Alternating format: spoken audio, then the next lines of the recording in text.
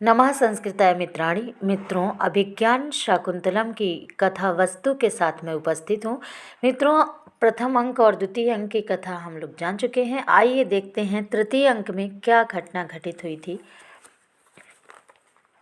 शकुंतला दुष्यंत के प्रति आसक्ति के कारण वृत्तच्युत नवमालिका की भांति म्लान दिखलाई पड़ती है। उसके अंग में एकमात्र लावण्यमयी छाया शेष रह गई है। उसकी सखियाँ उसके हृदयगत भावों को जानने के लिए उत्सुक हैं। शकुंतला अपनी आकांक्षा और विरह व्यथा का कारण प्रकट करती है। सखियों की सम्मति से वह एक प्रेम पत्र लिखती है।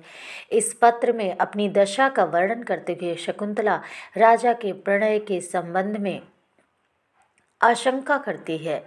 राजा इन सब बातों को सुनकर उचित अवसर पाकर शकुंतला के समक्ष प्रकट हो जाता है तथा उसके प्रति अपने प्रेम की घोषणा करता है। एकाएक वहां उपस्थित हुए मृग के छौने को उसकी माँ के समीप पहुंचाने के बहाने दोनों सखियां राजा और शकुंतला को एकांत में छोड़कर वहां से चली जाती हैं। दुष्यंत गांधर्व विवाह का प्रस्ताव करते हैं, किंतु शकुंतला अपनी अनिच्छा प्रकट करती है। उसी समय शांति जल लेकर आश्रम की तपस्वामिनी गौतमी प्रवेश करती है। शकुंतला के कहने से राजा वृक्षों की ओट में छिप जाता है। गौतमी शकुंतला को लेकर चली जाती है। दुष्यंत भी राक्षसों के द्वारा यज्ञों में डाले जाने वाले विघ्नों को दूर करने के लिए प्रस्थान कर देते हैं। ये रहा मित्रों तृतीय अंक की कथा। अब आइए देखते हैं चतुर्थ अंक। सर्वश्रेष्ठ अंक चतुर्थ अंक ही है।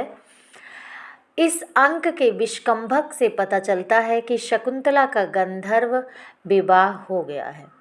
मित्रों, चतुर्थ अंक की शुरुआत विष्कंभक से होती है और शुरुआत से ही पता चलता है कि इन दोनों का गांधर्व विवाह हो चुका है तथा भविष्य में शकुंतला पर विपत्ति पड़ने वाली है।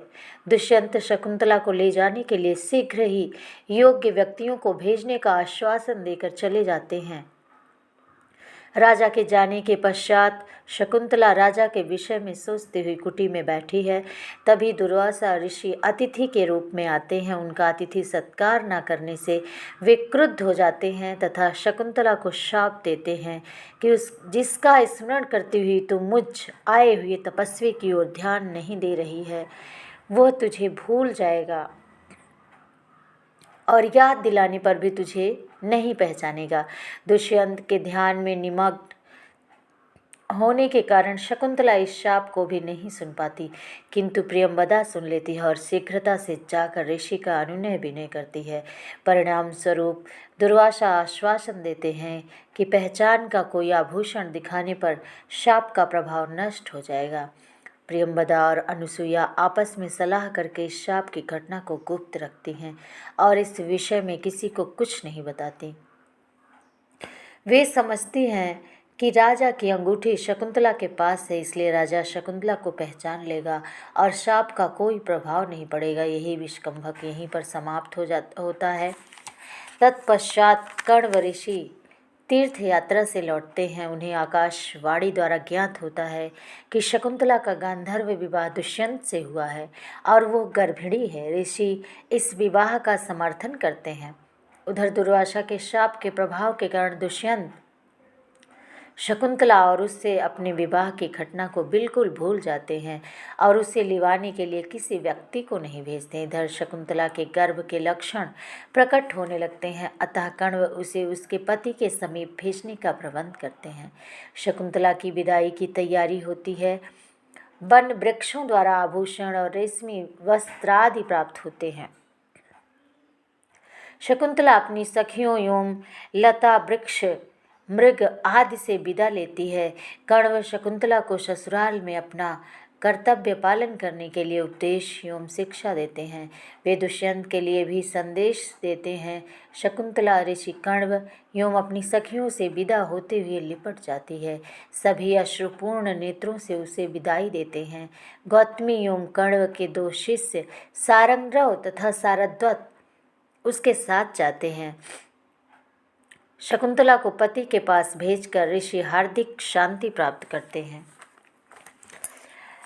मित्रों, ये रहा चतुर्थ अंक की कथा। आइए देखते हैं पंचम अंक में क्या होता है। इस अंक के प्रारंभ में राजा की प्रियतमा हंसपदिका संगीतशाला में है, बैठी हुई आप गा रही है, मतलब वो संगीतशाला में बैठ करके कुछ गा रही है। यह सुनकर विदूषक राजा से पूछता है कि आप इस गान का क्या अर्थ समझ रहे हैं। राजा मुस्कुराकर उत्तर देता है, एक बार प्रणय करके मैंने इसे छोड़ दिया, इसी से इसने बड़ी चतुरता से भर्त्सना की है, तुम जाकर इसे सांत्वना दो। इसी बीच सारंगरव, शारद्वत और गौतमी के साथ शकुंतला राज द्वार पर पहुंचती है। कंचुकी से सूचना पाकर राजा उन सबको महल में बुलवाता है, पर राजा तो दुर्वासा के शाप के कारण शकुंतला से विवाह की सारी बातें भूल चुका है। जब साधारण शिष्टाचार के पश्चात शारंगरव अपने गुरु कण्व का संदेश कहकर शकुंतला को स्वीकार करने के लिए आगे करता है, तब राजा आश्चर्यान्वित हो जाता है। उसे बहुत आश्चर्य होता है। वो शकुंतला से अपने विवाह की घटना को असत्य बताता है। गौतमी शकुंतला का घूंघट हटाती है, परंतु राजा उसे नहीं पहचानता। राजा के द्वारा दी गई अंगूठी को दिखाकर शकुंतला उसे विश्वास दिलाना चाहती है, किंतु वह उसकी अंगुली से सच्चे तीर्थ में स्नान करते समय, जल तर्पण करते समय गिर गई थी, अतः उसका यह उपाय भी निरर्थक हो जाता है। मित्रों, सारंगरव और राजा में आवेशपूर्ण वार्तालाप होता है। शकुंतला भी राजा को खरी खोटी सुनाती है, किंतु राजा शकुंतला को पत्नी रूप में स्वीकार ही नहीं करता है। शकुंतला को छोड़कर उसके साथी जाने लगते हैं। शकुंतला अपने को कोसते हुए विलाप करती है। राजा के पूछने पर पुरोहित शकुंतला को पुत्र जन्म तक अपने भवन में रखने का प्रस्ताव करता है। वह उसे लेकर चल देता है। इतने में एक अप्सरा आकर उसे उड़ा ले जाती है। इस आश्चर्यजनक घटना की सूचना पुरोहित राजा को देता है। ये सुनकर सभी विस्मयान्वित हो जाते हैं। अंत में चिंतामग्न राजा अपने शयन गृह में चला जाता है। मित्रों, इसी के साथ पंचम अंक की कथा समाप्त होती है। हम फिर मिलेंगे षष्ठ अंक और सप्तम अंक के साथ। तब तक के लिए मुझे आज्ञा दीजिए। नमः संस्कृताय।